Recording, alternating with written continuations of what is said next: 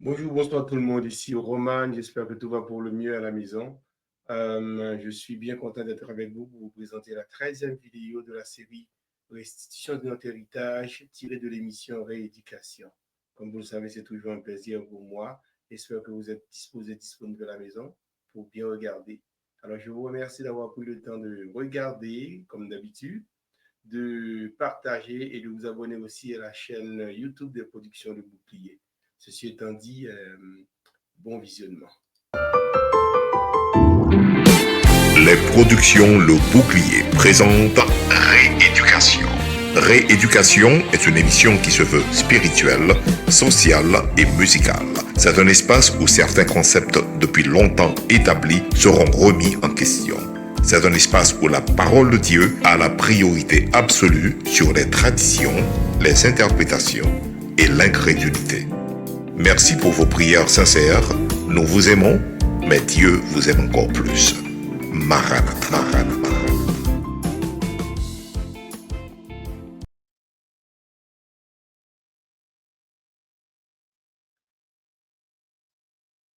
Maranatha, Maranatha, Dieu vous aime encore plus. C'est un plaisir d'être avec vous encore une fois pour vous présenter la 13e vidéo de la série Restitution de notre héritage. J'espère que vous êtes prêts, on y va là maintenant. Voilà, ce sont les versets de base, Exode 22, verset 1, 7, 9, et puis Luc 10, verset 19. C'est des textes que vous connaissez. Alors prions le Seigneur, notre Dieu, notre Père qui est dans les cieux. Nos âmes te louent et te bénissent parce que tu as fait de nous tes enfants. Nous sommes ici encore aujourd'hui pour présenter à ton peuple, disséminé à travers la terre entière, la 13e vidéo de la série Restitution de notre héritage. Merci de nous avoir encadrés, de nous avoir imprégnés. Nous allons parler de toi. Merci d'orienter cette parole et que cette parole puisse atteindre les cœurs les plus glacés. Nous comptons sur toi au nom de Jésus. À toi, Père, la gloire, la puissance, l'exaltation, dès maintenant, au siècle des siècles. Amen. Amen, amen, amen. Et voilà, quelques rappels et mises en contexte avant d'entrer dans la nouvelle vidéo. Nous avons vu la semaine passée que Dieu ne se sert pas de la maladie pour donner une leçon à ses enfants. Ça, c'est un résumé et ça doit être clair dans la tête de chacun. Dieu ne se sert pas de la maladie pour donner une leçon à ses enfants. La deuxième chose, c'est que Dieu a permis à Satan de rendre Job malade. Là, on parlait de Job et aujourd'hui, on va terminer avec l'étude sur Job. Donc, Dieu a permis à Satan de rendre Job malade, mais il ne l'a pas ordonné.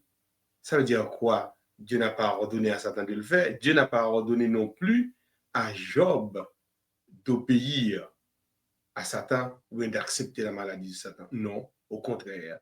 Deutéronome 30, verset 19. Dieu dit à ses enfants, je mets devant toi la vie et la mort.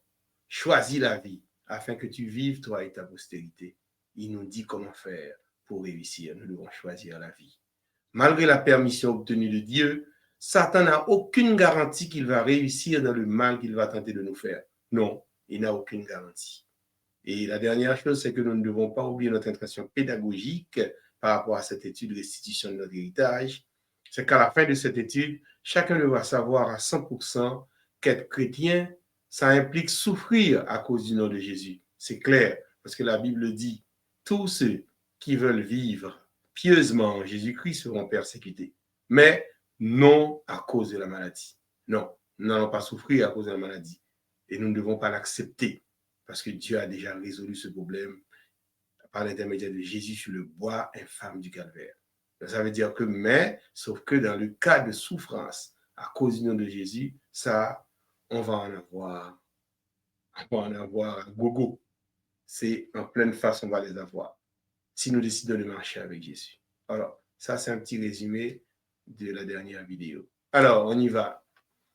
Il faut identifier et fermer les portes d'entrée. Vous vous souvenez, la dernière fois, on parlait de portes d'entrée. On avait dit que Job avait ouvert des portes. C'est ça qui a causé que Satan a pu envoyer des maladies sur Job. Ou bien les maladies ont pu pénétrer la maison de Job, le sanctuaire de Job. le corps de Job. Donc, qu'est-ce que nous avons à faire? Nous avons à faire l'identification de ces portes d'entrée et de les fermer sous nez Satan. Nous fermer sous nez. Alors, nous allons voir, ce que nous allons ensemble voir et certaines portes d'entrée et puis comment les fermer aussi avec l'aide de la parole de Dieu, bien sûr. La parole de Dieu déclare dans 1 Pierre 5, verset 8, verset que vous connaissez, parce qu'on l'avait lu, « Soyez sobres ». Et le mot sobre est traduit par « népho » du grec. Ça signifie être calme et concentré en esprit. Attention, chers amis, concentré en esprit. Pourquoi il dit en esprit? Parce que c'est là que Dieu nous parle. Dieu utilise le canal de l'esprit pour parler à ses enfants. Dieu ne s'adresse pas à nos pieds, à nos bras. Dieu ne s'adresse pas à nos émotions. Dieu ne s'adresse pas à l'intelligence humaine. Dieu ne s'adresse pas à la connaissance humaine. Dieu s'adresse à l'esprit humain. L'esprit que lui, il a mis dans l'homme. Donc, népho du grec signifie être calme, concentré en esprit. Et veiller, le mot veiller aussi, dans le grec, ça signifie grégoréuo. Du grec, ça signifie porter une stricte attention. Ouais, les deux mots là, hein, ça s'aligne. Porter une stricte attention à, et puis être prudent. Soit, c'est actif. Il faut que nous actifs, car vous savez pourquoi le diable, votre adversaire, tourne autour de vous comme un lion rugissant, cherchant qui il pourra dévorer. Cela signifie que si toi tu es concentré, ou bien moi, si nous sommes concentrés en esprit, si nous portons une stricte attention à tout, et si nous demeurons sous le voile de Jésus, oublie ça, l'ennemi ne pourra jamais réussir à t'atteindre, à nous atteindre, malgré la permission que Dieu lui donne. Même si bon Dieu baille sa permission, il ne peut pas atteindre nous si nous respectons ça en Pierre 5, verset 8 l'a dit. En réalité, même quand Dieu permet à Satan de t'attaquer, il ne t'ordonne pas d'obéir à Satan. Non. Est-ce que Dieu vient chez toi et puis il frappe la porte et dit mon fils ou bien je ne sais pas, je vais citer n'importe quel nom. Il dit attention Héros ou bien attention Ricardo et Satan va venir chez toi, je t'ordonne de l'obéir. C'est ça? Dieu fait ça? Non. Dieu ne fait pas ça. Dieu ne te demande pas d'obéir à Satan. Au contraire, il te donne le moyen d'en sortir quand tu feras l'objet d'attaques de Satan. On va prendre un exemple. Vous voyez, la Bible regorge d'exemples où il y a des gens qui ont été comme attaqués par Satan, mais Satan n'a pas pu réussir malgré la permission de Dieu. Exemple, Joseph a été attaqué, mais il n'a pas succombé. Vous connaissez tous l'histoire de Joseph quand même. En réalité, même quand Dieu permet à Satan de t'attaquer, il ne t'ordonne pas d'obéir à Satan. C'est l'une des raisons pour laquelle la femme de Potiphar attendait un moment très favorable pour attaquer Joseph. Est-ce que nous comprenons? Elle attendait un moment favorable parce qu'elle ne pouvait pas attaquer Joseph à n'importe quel moment. Même, et vous aussi, vous et moi, Satan ne peut pas nous attaquer à n'importe quel moment. Il rôde, mais il surveille un moment favorable. Ben, un moment favorable, par exemple, le en colère. Soumettons en colère son moment favorable pour Satan, oui. Si on parle en pile, c'est un moment favorable pour Satan. Parce que si tu es dans tous tes états, si tu es à un niveau émotionnel exagéré, et bien à ce moment-là, ce sont des portes ouvertes à Satan. Là, il peut t'attaquer. Différence entre permettre et autoriser. Ouais. Disons, dans ce qu'on a lu d'abord, j'ai parlé de permission, j'ai parlé d'autorisation. Et on va faire la différence. Regarde, il existe une vaste différence entre permettre et autoriser. C'est quoi exactement? Dieu a permis que les pharisiens s'organisent pour crucifier Jésus. Dieu l'a permis, oui, Dieu l'a permis, parce qu'il était venu pour cette mission-là. Mais il ne l'a pas autorisé. Dieu n'a pas encouragé les pharisiens à soulever le peuple contre Jésus, non. Est-ce que c'est Dieu qui était allé trouver les pharisiens pour leur dire, mais voilà, il faut soulever le peuple contre Jésus? Non, Dieu ne l'a pas fait. Si Dieu permet la méchanceté, cela ne veut pas dire que les gens sont obligés de pécher. Non.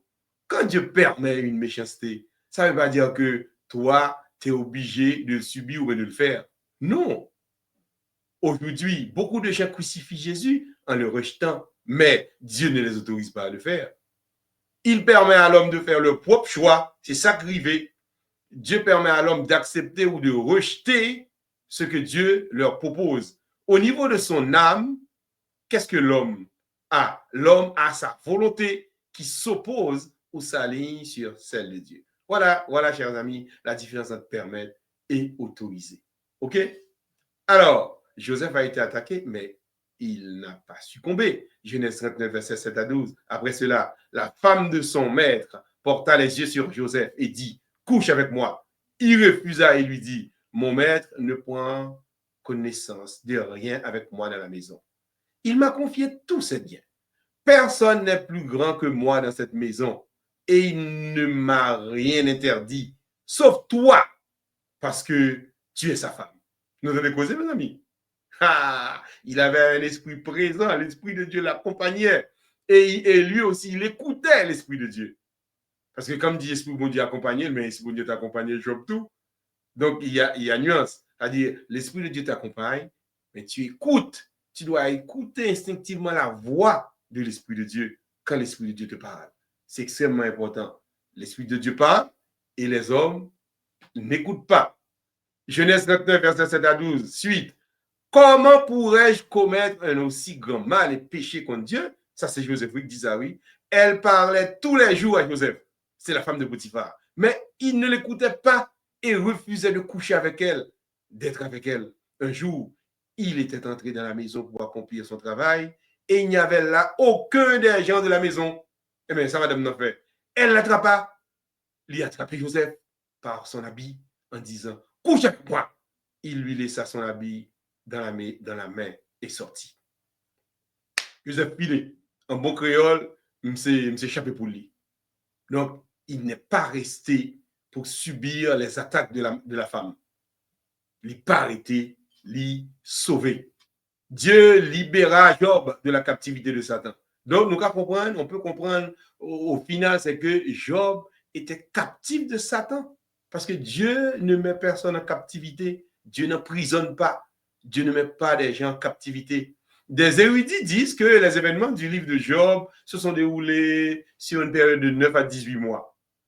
La Bible déclare que Dieu délivre Job de sa captivité. Job 42, verset 10. Et l'Éternel tira Job de sa captivité quand il eut prié pour ses amis et il rendit à Job le double de tout ce qu'il avait eu. Dieu tira Job de sa captivité. Nous comprenons? A dit, bon Dieu, pas te mettre monsieur en prison. C'est lui-même qui vient retirer. Dieu libéra Job. Cela veut dire qu'il était captif. Job était captif. Job était esclave de Satan. Job était esclave de la maladie. Dieu ne met personne en captivité, chers amis. Dieu ne met personne en esclavage. Il est là au contraire pour délivrer, libérer, envoyer libre les opprimés. Job a vécu 140 ans après sa guérison. Job 42, verset 17. Job vécut après cela 140 ans et il vit ses fils et les fils de ses fils jusqu'à la 4e génération. Et nous disons, béni soit l'Éternel. On dit, ah bon, monsieur, Dieu est bon, il est grand. Conclusion. Il faut identifier et fermer les portes d'entrée, chers amis. Ces portes d'entrée, parce que Job a ouvert la porte quand il a dit, et je crains ce qui m'arrive, je redoute ce qui m'atteint. Il a ouvert une porte, c'est la crainte. Ésaïe 41, verset 10 dit, ne craignez rien. Et Philippiens 4, verset 6 dit, ne vous inquiétez de rien. Job ouvert la porte là. Ennemi, il a contrôlé ça, il rôdait autour de lui, et puis il l'a attaqué parce que Job a ouvert la porte. Regarde, combien de portes nous connaissons gagné en conclusion, nous avons des portes que nous ouvrons dans la vie à tous, chers amis. Nous devons apprendre à fermer les portes, ou bien d'abord à les identifier, à les fermer ensuite. C'est extrêmement important. Sinon, on ne saura comment faire pour lutter avec les attaques de l'ennemi. Nous ne sommes pas capables pour lutter contre ces attaques-là. Il faut savoir identifier et fermer les portes. Ok, nous, on va voir ensemble quelques portes. Regarde, plaisir mondain, c'est général. Parole vaine, parole qui saute dans bouchou. Quand tu es chrétien, chers amis, tu marches avec Dieu, il y a des paroles qu'il ne faut pas prononcer. D'ailleurs, les paroles négatives ne sont pas pour toi. Jamais parole négative doit sauter dans bouchou. Jamais. Jamais de ta bouche, jamais une parole négative. Conversation charnelle. Ou rencontrer des amis ou un groupe d'amis, c'est des femmes, on a parlé des femmes, des garçons. Et ces conversations charnelles, Tu n'as rien d'autre à discuter, c'est parler de femmes, de garçons, c'est by Chanel. Pas d'entrée encore, fornication. Mais on va coucher avec filles, sont pas mariés. Adultère. Ou que madame va coucher avec l'autre femme. Mensonge, divorce, la peur, les inquiétudes, tout ça, c'est des portes d'entrée. Le découragement, c'est portes d'entrée. De citer Isaïe 41, verset 10 là, Philippiens 4, verset 6, 7 là. Deuxièmement, Joseph a été tenté. La femme de Potiphar l'a attaqué. C'est pour forniquer avec lui, oui. Ou bien femme Potiphar lui-même, c'est pour faire adultère avec Joseph, oui. Mais qu'est-ce qui s'est passé? Joseph lui a échappé belle. Joseph a été tenté par Satan, mais le pied de Satan n'a pas marché. Job a ouvert une porte. Job a dit, il craint, il doutait. Ça qui vous dériver, Job 3, verset 25-26. Mais Joseph a gardé ses portes fermées.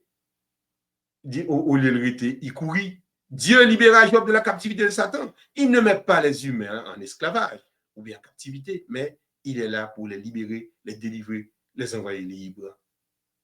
Envoyer libres les opprimés. Chers amis, bah la clé. Ce soir, ou bien aujourd'hui, on a pris le temps d'expliquer comment il faut fermer, identifier, fermer certaines portes, ou bien toutes les portes possibles et imaginables, pour que Satan lui n'ait pas de moyen pour lui envahir nous avec maladie, ou bien l'autre handicap. Je suis sûr et certain que vous avez pris le temps de bien regarder cette vidéo et de la partager. D'ici là, je vous donne rendez-vous la semaine prochaine. Que Dieu vous bénisse, vous et votre famille. Maranatha.